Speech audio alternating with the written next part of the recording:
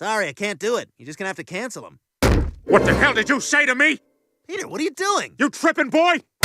You're going out if I tell you you're going out, bitch. Okay. In today's video, after airline pilots go on strike, Quagmire goes to a bachelor party instead of the protest and gets mistaken for a gigolo. He ends up working as one at a local club, but feels embarrassed when he's found out. The episode starts with Chris, Peter, Lois, and Stewie watching a news report on TV, hosted by Tom Tucker. He mentions there's a pilot strike at Quahog Airport. After that, Brian says he got a letter informing him he's no longer on the family's health insurance plan. He's upset because he has a hernia that needs treatment. He also reveals to Chris how he got that hernia. Next, Quagmire uses his megaphone to hype up the pilot strike, but he's disappointed to see the protest organization is a mess. He seizes the moment to crack a joke about a cop checking on a cat that had gone wild. It's working about as well as that animal sobriety checkpoint.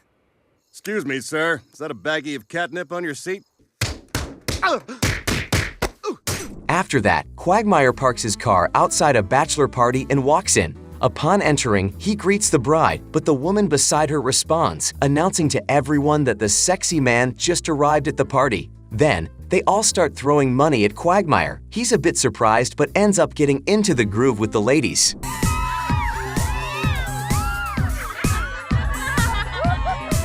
Boy, and I thought the Federal Hill Bakery had nice buns. Oh, you're talented, Denise. Meanwhile, Brian arrives through the kitchen door, where Stewie and Lois are. He tells them he's wearing the vest because he's now a middle-class worker. Lois is proud to hear that, and Brian takes advantage of this happy moment to grab a nice glass and enjoy his beer. Meanwhile, on the road, Quagmire is chased by his curious friends, wondering what he's up to that night. Upon reaching his destination, Quagmire heads to the door of the venue. Upon entering, Peter, Cleveland, and Joe realize they're in a place designed to seduce women. Meanwhile, Quagmire emerges from behind the curtains, ready to put on a show. His friends approach, and as Quag does some of his moves, he encounters them. Peter questions why he's subjecting himself to this. Quagmire responds that it's because he's strapped for cash but feels ashamed doing it. Peter says he doesn't care and that all professions are respectable. Before Quagmire can retort, a woman from the venue appears and asks if he'd make love to her friend for $500. Quagmire accepts the fact that he might become a potential gigolo.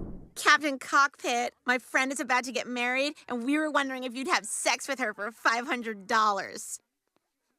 I'm a gigolo. Next, Brian appears at his job, and as he walks through one of the hallways, he answers people's questions in a simple and not so efficient manner. He enters the staff room and pours himself a cup of coffee, but one of his colleagues calls him out to work more. Shortly after, Peter goes to pick up his friend Quagmire after he finishes his gig. Sitting in the car, Quagmire tells Peter that the client didn't pay him, and Peter decides to sort it out. Climbing the stairs of the apartment building, Peter decides to ring the client's doorbell until she pays up. Eventually, she gives in, and Peter returns with the money. Quagmire is happy and surprised, even sharing some of the cash with Peter. Seizing the moment, Quagmire asks if Peter wants to be his private driver, and Peter agrees without hesitation. Back home through the kitchen door again, but this time carrying more equipment, Brian surprises Lois and Stewie. Lois asks why he's working even on his days off, and Brian jokes, saying that although he's off from the store, things that need fixing don't take a day off. After that, he starts talking about some technical terms, surprising Lois with the knowledge he's gained over the past few days. In this scene, Quagmire seems tired, but he gets a call from Peter asking for a favor. Quagmire says he's tired, but Peter insists, saying he can't cancel because he already set up a meeting for Quagmire with 5 clients. Peter arrives kicking the door of where Quagmire is and gives him a gentle scolding. Sorry, I can't do it. You're just gonna have to cancel them. What the hell did you say to me? Peter, what are you doing? You tripping, boy? You're going out if I tell you you're going out, bitch. Okay. After that, Peter shows up at the bar to tell Cleveland that he's now Quagmire's boss. When Quagmire arrives after Peter's presentation, he tells Cleveland that he's really happy to be making a lot of money, but that he's a bit hungry too. Peter gives his friend another scolding, saying he shouldn't gain weight to avoid messing up their work, and suggests he ask for a piece of the sandwich the lady in front of him at the counter was eating. Hi there. You want a party? And can I have some of your bread? Hi, handsome, you can't have my bread, but you can have something of mine that smells like bread.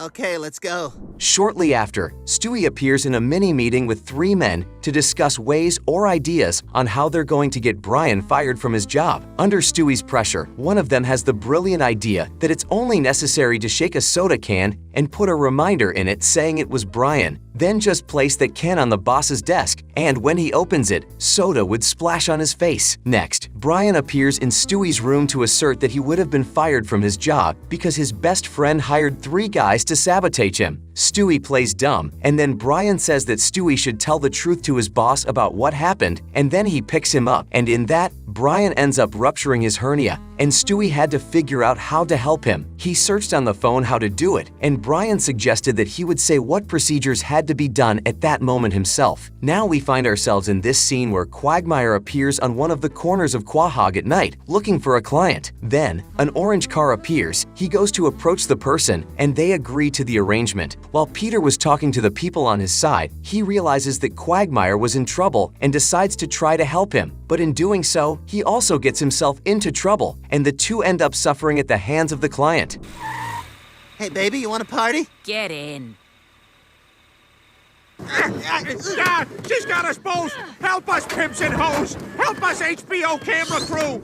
Afterward, as Peter and his friend walk down the street still at night, Peter tells him that what they went through was awful and apologizes for putting money first and exaggerating. Quag accepts his apology, and the episode ends with Lois telling Peter that it's great that Quagmire got a job at the airline company and that everything was okay with him now. In the same scene, it shows Stewie telling Brian that he was surprised by his best friend's wisdom regarding job-related things and that he deserved a beer to celebrate, but it was all just a prank. Thanks, Stewie.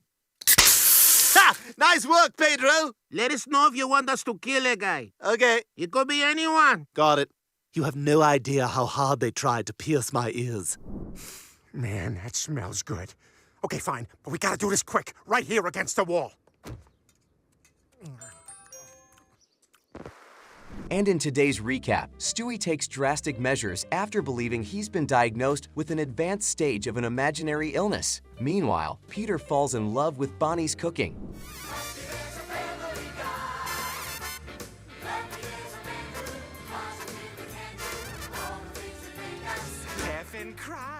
The episode starts with a festive theme as it was Brian's birthday. Brian reads what's written on the banner and realizes his name has been left out. Peter explains he forgot to mention his name at the party store. Shortly after, the doorbell rings at Peter's house, and Quagmire, Joe, and Kevin show up. Quagmire expresses annoyance, deeming Peter's effort pointless since his dog wouldn't understand. Joe approaches Brian and offers a twig as a birthday gift. Brian tries to take the twig to the kitchen but fails. Cleveland arrives alongside Brian and hands him a card, claiming it had the message "Too much sex ruins the vision" and wishing him a happy birthday. It also says, "Love Aunt Judy and Uncle Bob." A joke that good doesn't celebrate just one birthday.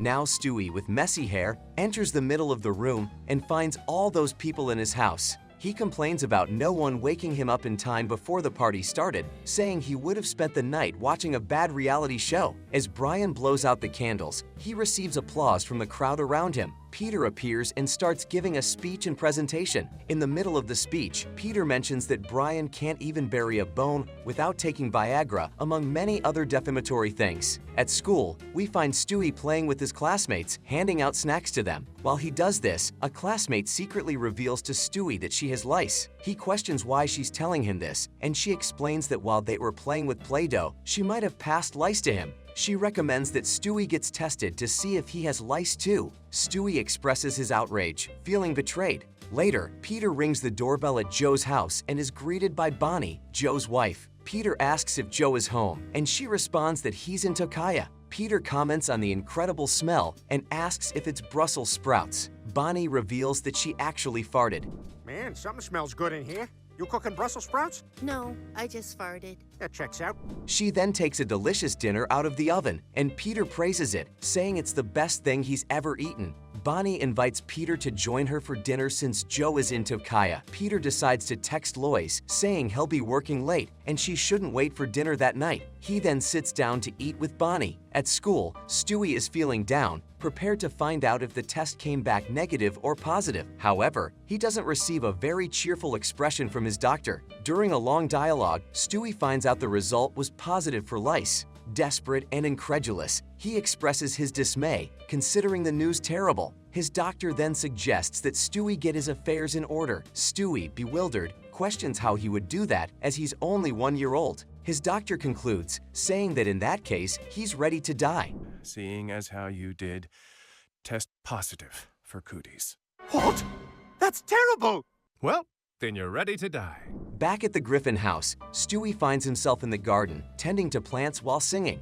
Brian walks past him and asks if Stewie said anything to him. Stewie replies that when someone is so close to death, the whole perspective changes. Stewie's nurse, looking like he's 20, arrives and hands Stewie a bag of medicine. The nurse gives Stewie several kisses on the head, emotionally stating that Stewie takes such good care of him. I got your meds, honey. My father never loved me, but Stewie, he take good care of me. Brian questions Stewie if he's not being too dramatic about the lice issue. Stewie shows that the jar of medicine is what keeps him alive, clarifying that it's not drama. Brian, however, still thinks it's an exaggeration on Stewie's part. At the dinner table, while everyone was eating peacefully, Peter seemed to be the only one feeling sad. Lois asks why he's not hungry, and Peter responds by asking Lois to be quiet because he just needs to focus to regain his appetite. However, while he's lost in his imagination, he accidentally blurts out Bonnie's name. Oh, this is better, Bonnie. Did you just call me Bonnie? No! God, no! Peter tries to justify himself by saying he was going to the bathroom to look at pictures of Russian food on his iPad and then go to bed. In another scene, Brian is recording a life story for Stewie when Chris interrupts, telling him there's a letter for Stewie. Upon opening it, Stewie discovers he'll have the chance to fulfill his last wish, to meet the mascot of the Philadelphia American football team named Gretchen. After that, Bonnie rings the doorbell at Peter's house and Lois offers to answer, but Peter quickly goes to the door himself. When he finds Bonnie holding a plate of stuffed pasta, Peter can't resist and agrees to eat right there. However, he asks her to be quick, telling her to stand against the wall so they won't be seen. Man, that smells good.